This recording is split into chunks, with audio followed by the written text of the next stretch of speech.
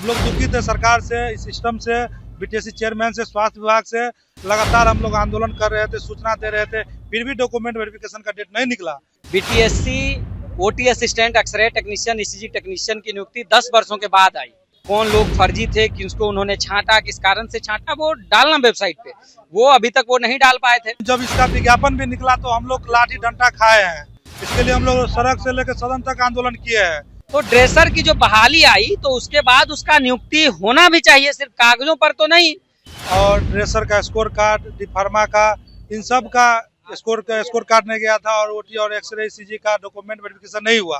नमस्कार, हेडलाइंस बिहार देख रहे हैं आप और मैं हूं आपके साथ मयंक पांडे। देखिए, आज बिहार तकनीकी सेवा आयोग बीटीएससी के बाहर जो है प्रोटेस्ट किया गया है।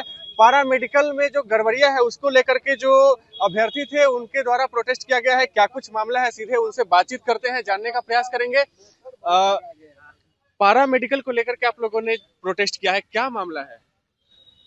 हम लोग पारा मेडिकल का, ओटी असिस्टेंट का, ईसीजी टेक्नीशियन, एक्सरे टेक्नीशियन और ड्रेसर का स्कोर कार्ड, डिफार्मा का, इन सब का स्कोर कार्ड नहीं गया था, और ओटी और एक्सरे ईसीजी का डॉक्यूमेंट वेरिफिकेशन नहीं हुआ।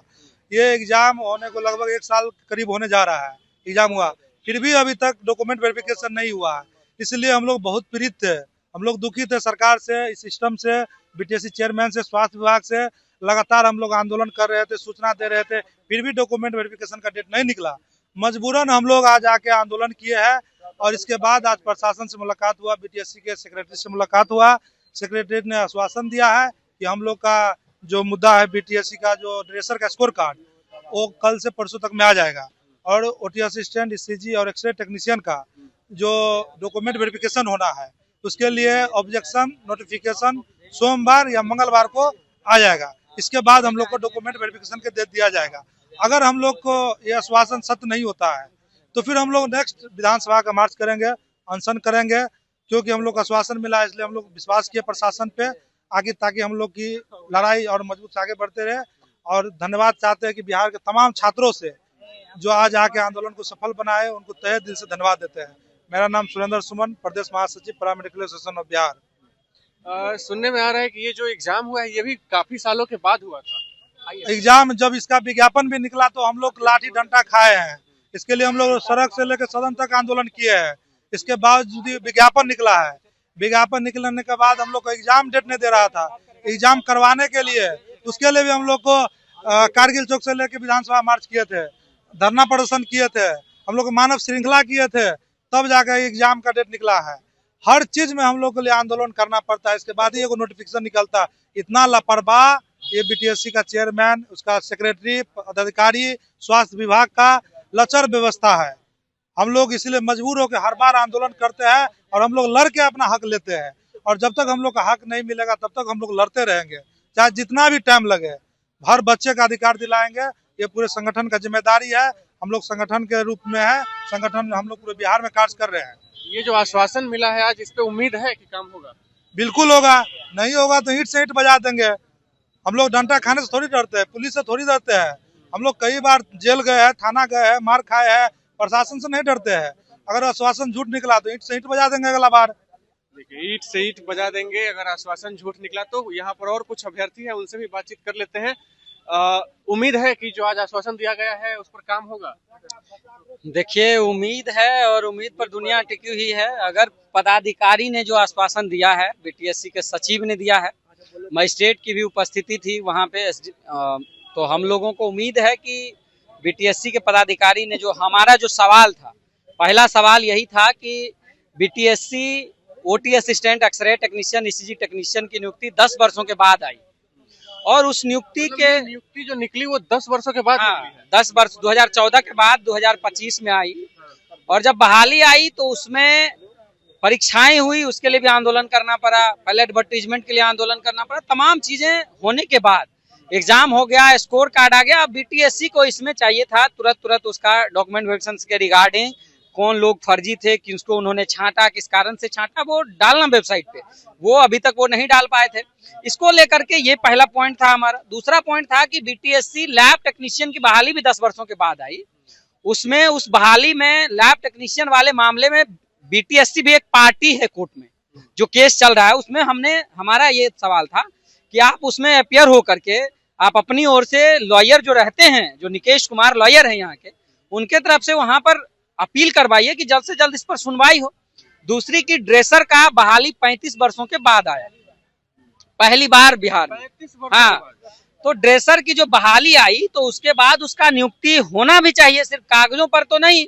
3326 पोस्ट पे बहाली आई। आज आपके गांव का अस्पताल हो या माननीय मुख्यमंत्री जी के गांव का अस्पताल हो, कहीं ड्रेसर आपको नहीं मिलेगा। तो यह स्थिति है। ऑप्थेल्मिक असिस्टेंट का भी परमानेंट बहाली कई वर्षों से नहीं आया है।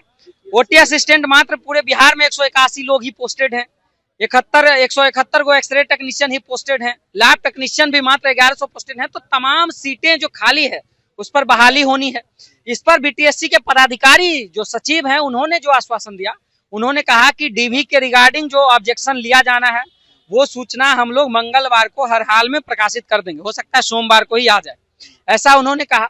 और स्कोर कार्ड जो ड्रेसर का है उसको लेकर के उन्होंने कहा है कि हम आज से कल में स्कोर कार्ड पब्लिश करेंगे।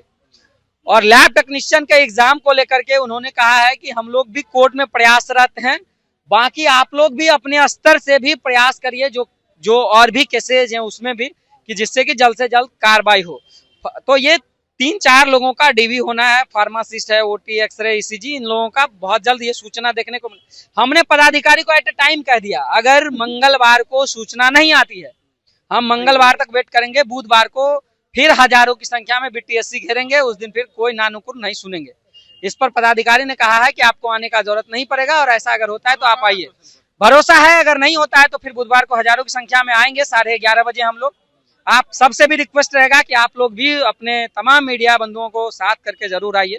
हमारी बात छात्र, क्योंकि हम लोगों की चिंता सिर्फ हमारी चिंता नहीं है, राज्य के 13 करोड़ आम आवाम के बेहतर स्वास्थ्य की भी चिंता है, और राज्य के बेरोजगार प्रशिक्षित पैरामेडिकल कर्मियों की भी चिंता है। क्योंकि मेदांता में इलाज कराने वाला कोई एमएलए, एमपी, डीएम, कलेक्टर ही होता है।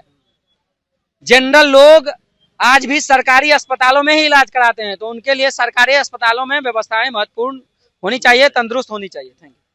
देखिए, जो कहना है इनका साफ तौर पर आपने सुना है। जो ड्रेसर के पद पर जो नियुक्ति है 35 वर्षों के बाद आई। जरा सोचिए, 1990 के बाद कोई बहाली उस पद पर आई ही नहीं। कई ऐसे भी पद है जिन पर आखिरी बहाली 2014 में आई, और 10 सालों के बाद 2025 में जो है उस पर बहाली आई, और उसमें भी गड़बड़ियां जो है वो पाई गई। तो पैरा मेडिकल की जो बहालियां हैं उसमें जो ये गड़बड़ियां पाई गई, इसको लेकर के अभ्यर्थियों ने जो है बीटीएससी के ऑफिस को घेरा था, प्रदर्शन किया था, और उसके बाद सचिव से मुलाकात हुई। आप तस्वीर विजुअल में देख रहे होंगे किस प्रकार से बीटीएससी के ऑफिस के बाहर जो है सुरक्षा बलों को तैनात कर दिया गया है, और दंगा नियंत्रक जो गाड़ियां होती है वो वहां पे लगाई गई है।